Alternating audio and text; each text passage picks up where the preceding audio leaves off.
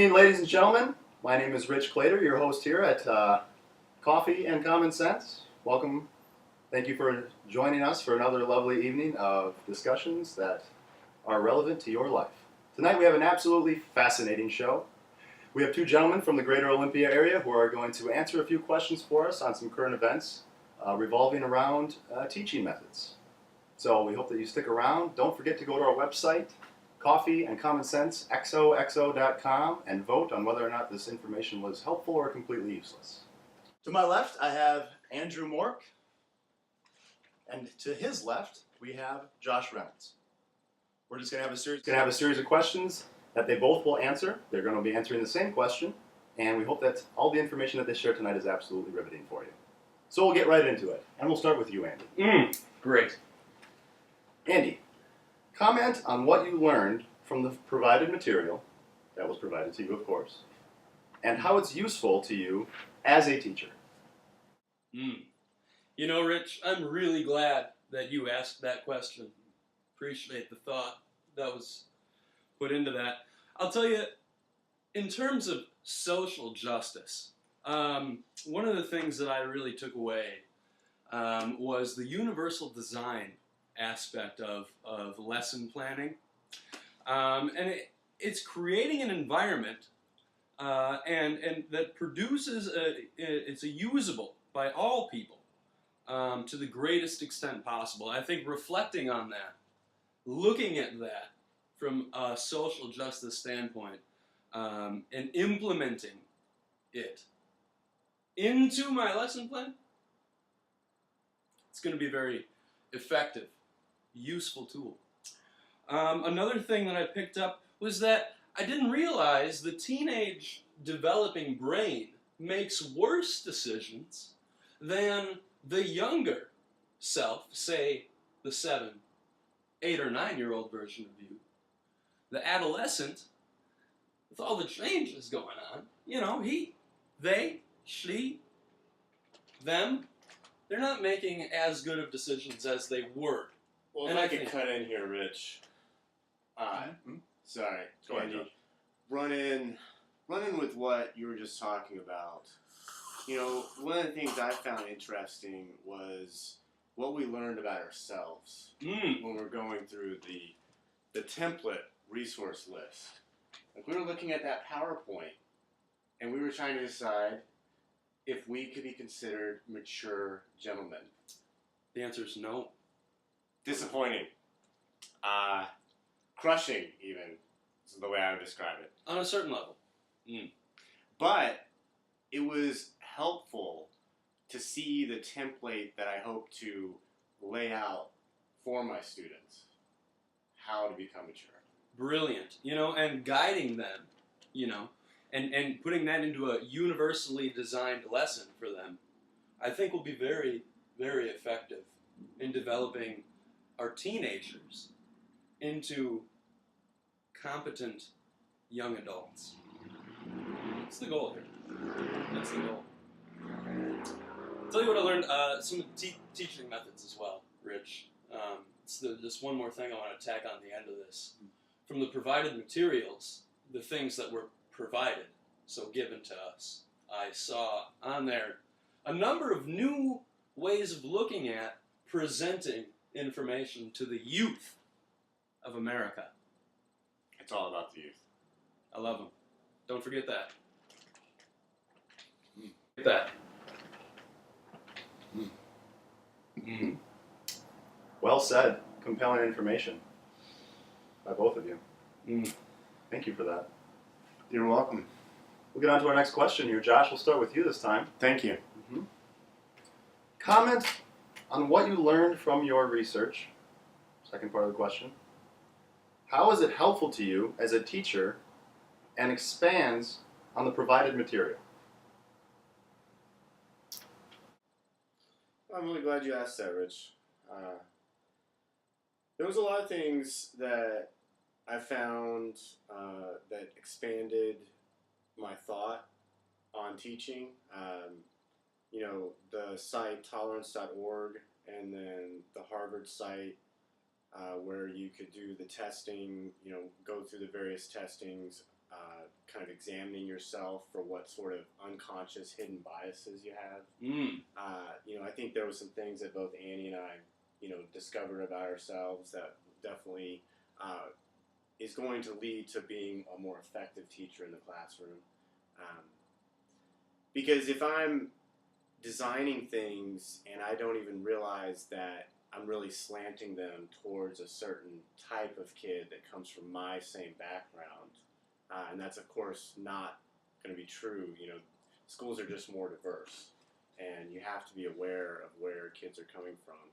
So that was great learning that, and what that kind of led me to, and the resources that I looked at. One of them I found was Teaching for Change.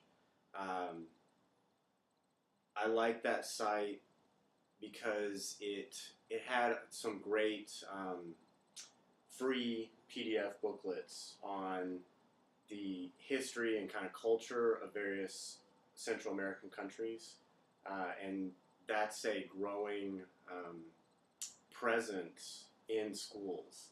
Because of the turmoil and economic issues that are there, they're fleeing from their families. And it's kind of current in the news right now with the mistaken assumption that if they're a child, they get asylum. But because of that notion that's out there, you've seen this just huge increase in children from Central America coming into the U.S. So this site is great because it talks about things that I just don't have a lot of experience with. So it gives me a reference point that I can start to have some understanding of the issues that these children are facing. If they're going to be in my classroom, that can help me to try to tie things in. Because certainly being in science, there's many ways that I can tie in. Like, example, Nicaragua has this beautiful, huge freshwater lake. There's a ton of stuff. Like, I could set, ecosystem lesson set in Nicaragua, say if there was a child from Nicaragua in my classroom. Do things like that to be able to, hook into the child's life. So. Something that I thought about as well, that I learned from, I was looking at some teaching methods, and I went to a website from the University of Central Florida, and they had 150 rich methods, different ones. I'm assuming that's a lot. Well, I suppose I don't know either.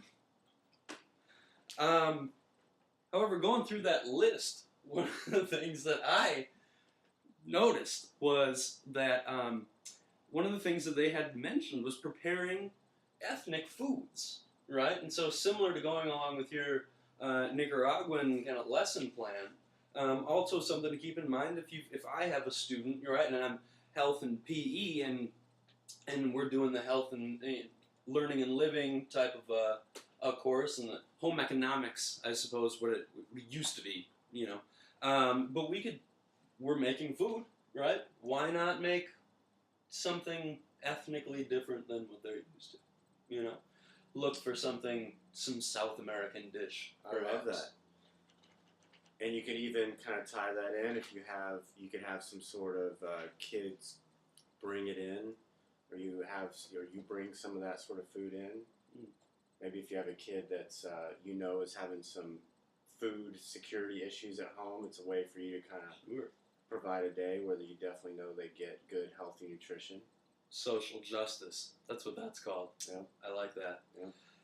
And I completely agree and think that, and some of those things I found when I was researching on social justice, the National Education Association, say that focusing on that awareness of diversity, and I think that's what you would be doing in a situation like that. Focusing on that awareness is one of those ways of helping to ensure that there's social justice within your lesson plan. And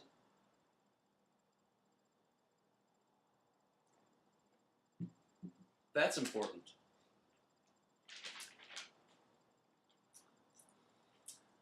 Some of the other research that I found, just to touch on teen development, were a few articles in the Journal of Applied Developmental Psychology. Thank you to those fine folks over there, who made an interesting study about teen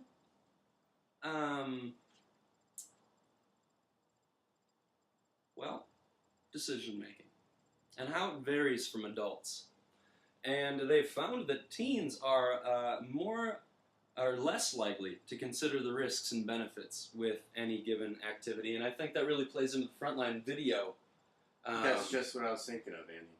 Like where the kid is on the skateboard and he crashes and then immediately pulls out the cigarette. Right. Yeah.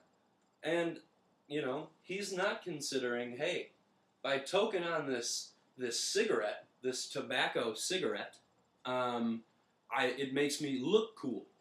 You know, that's what he thinks. Well, is he considering, perhaps, that down the road, this isn't going to be good for him? He's not! No doubt. And that's the difference between a mature adult, something that, to go back to touch on earlier, We're not. not. But we do understand the decision making that Sure. mature adults engage in. The effective decision making, I think. And we can model it. We can. I can show you what to do. I'm a great actor. It's all fun and games, folks. We're just out here having a good time, right? Oh boy. Tell you what, Rich. Live, laugh, love. That's what I say. Well said. Thank you. Very fascinating information. Glad we have you two here tonight. Mm. Just a couple more questions for you and we'll send you on your way. We'll start with Andy on this one. Okay.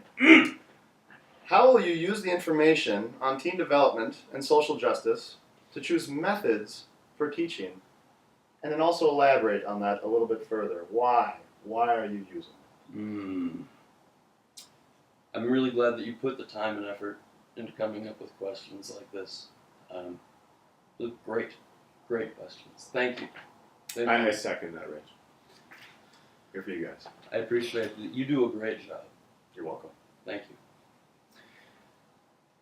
Knowing about teaching methods, knowing about social justice, knowing about teen development, I can inform my methods, Rich. Knowing about the developing mind, Josh, knowing about the developing mind, you know, that's really important for informing my teaching methods. For example, I understand that these children have short attention spans. I understand, right, that they're very focused inward, you know, on self-image and what's cool. They're confused, right? So providing a secure environment, providing a secure place for them to explore is going to be important, right? Providing them activities that they can get their hands on something and wrap their minds around it and be engaged with the material. These aren't people with long attention spans. You know, even now as you watch this, it breaks they call it the 7 and 2 rule, Rich. Talk for 7, do for 2. Okay? Break it up. We're not doing that here necessarily. However, it's an important thing to do for the classroom. So understanding that and providing that safe environment, socially just, universally designed, easily accessed by all people at the highest level for all people, right? Providing that environment and those activities, I think, are going to be a great way to inform my teaching methods. I'm not sure if you... Yeah, I can jump right in there, Andy. Please do. So, you know, my thought about this was in my research, immediately what I found was the John Hopkins Guide to Teen Development. And this is a great color enhanced, visually, you know, got great visual organizers, easily accessible for, you know, a reading user group from teens to parents to educators. I really liked it. I think it's something that it's a free PDF. I'm going to have it available in my classroom. You know, so it's something right there that you know, my reading on team development has informed my teaching what I'm going to do in the classroom. So that's just one start of, something that I think would be useful because I know when I was a kid, there were times that I didn't really want to talk to any adult about what was going on with me. The teenage brain. Yeah, Mm-hmm. and if the information could be provided to me in a way that I could access it confidentially, could do it on my own time, privately, that was helpful. And then I could go and have that conversation with an adult, right? But initially, I think that's a good resource way to reach some types of kids, right? Completely agree. Yeah, giving them the opportunity to learn it for themselves is important. That self-discovery, very important piece. No middle schooler wants to be told what to do. High schooler wants to be, teen. Well, especially when you're talking about these awkward things, they have these things that are going on with their bodies. Sure. Another great site for that I found in my research was the NIH Medline site. It's done by kind of a grant by the National Institute of Health. And again, it's a free resource, and it's all, well documented, research-backed findings about teen development, and it covers all aspects. So, it's another great place. And all of this, of course, I think out of all the resources we did look at, I felt like the Frontline video just was a great, visual synopsis of what's the most current things that are going on in teenage research. It's a great video. Research. Yeah, very good. Very informative.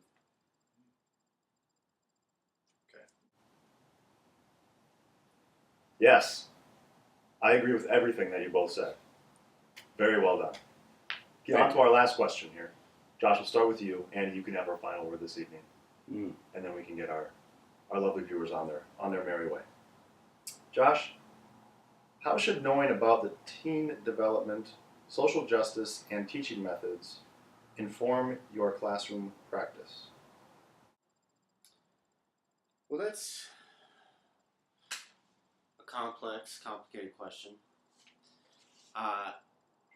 The way that it should inform my classroom is that by thinking about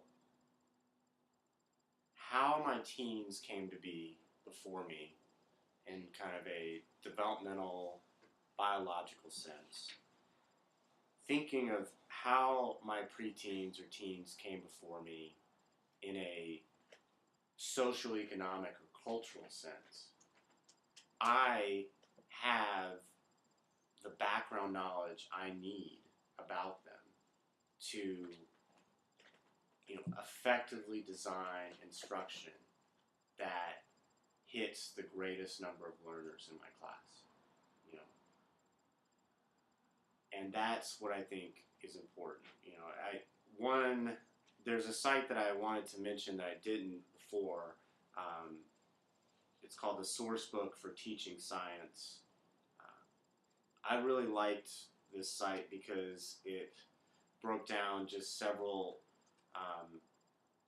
areas that are difficult to get across to new learners. Like the vocabulary. I mean, science is like it's a whole nother language. Even if they only know English, if they're learning science, then they're going to learn a whole nother language, right? And that's can be hard to get across. And so, I think it's sites like that. It's sites that I mentioned before, like Teaching for Change and Rethinking Schools, the John Hopkins PDF file and the NIH Medline stuff. What that does is, like I said, it just synthesizes what's going on with my student base. And if I'm going to be a decent teacher who gains proficiency year after year after year, these sites, especially when you're talking about like John Hopkins and NIH, they're going to be updated regularly. And I have them now as a place that I can go to so that I can stay on top of the latest research and findings on what's in my field, because I do want to be a good teacher, and this is the way you do it. yeah, so Staying on top of the current events, news, research, findings, pop culture for these kids, all of that influences how I'll be teaching in the classroom. Understanding social justice just means looking out for everyone, making sure that you've got those kids covered, that you are being equal and fair, and expressing to kids the ideas of oppression and what that can do to a people. Something else that was mentioned by the NEA on Social Justice, National Education Association. And the keeping those things in mind. The national educators, let's see here, English educators, there it is, National Council Teachers of English, consider it the 6 Re's, right? And so as long as we reflect, reconsider, refuse, conceptualize, rejuvenate, and re-engage, we'll be taking care of these kids. We can consider those things. That's from Miller in 2008, The Narratives of Social Justice Teaching. Keeping those things in mind, staying up on what is current. so key. It's all about the kids. And just loving. Love. Love. It's powerful. It is. Live, laugh, love. That's what I say. I can't express any better myself, Rich. Okay. Once again, well put. Direct translation is very straightforward. Always a pleasure to have you gentlemen on. Thank you for coming again. Thank you. Just absolutely enjoy your presence. It's gracious. Thank you for coming on our show. Thank you for having us. Yeah. Thank you for coming, viewers. We always appreciate you as well. Again, don't forget, go to our website, Coffee and Common Sense, xoxo.com. Cast your vote on whether or not the information tonight was exceptionally useful or if we should discontinue the show. Thank you. This is Rich Clater signing off. We'll see you next week.